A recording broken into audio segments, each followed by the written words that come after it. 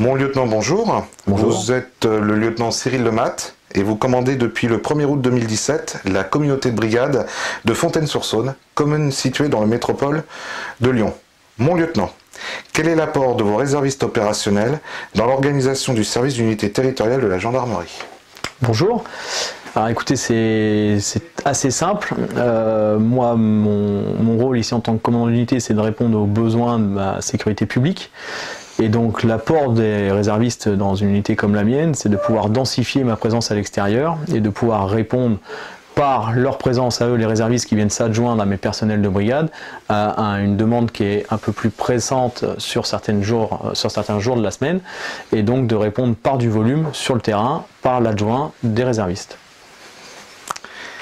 Quelle peut être la contribution des réservistes dans la mise en œuvre de la sécurité du quotidien, lancée le 8 février 2018 par le ministre de l'Intérieur, Gérard Collomb?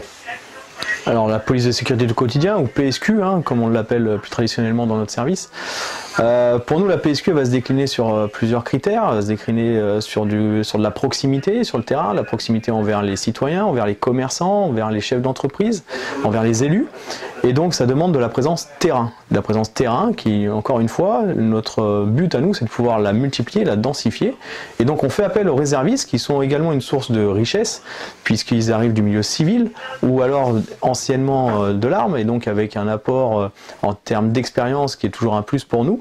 Et donc c'est cette valorification qu'on apporte de par l'expérience des anciens de l'arme qui sont aujourd'hui réservistes, ou par la richesse des gens qui sont issus du milieu civil, ça nous permet, quand on densifie sur le terrain, toujours dans la même dynamique, de pouvoir être plus présent et de pouvoir être plus au contact des gens. Et donc on accroît notre présence et donc on est plus performant en termes de PSQ. Quelle est l'importance de la réserve dans la politique de recrutement et de rayonnement de la gendarmerie? Alors, pour une unité comme la mienne, au sein de la métropole de Lyon, c'est assez flagrant. J'ai plusieurs types et plusieurs profils de réservistes qui viennent travailler à l'unité.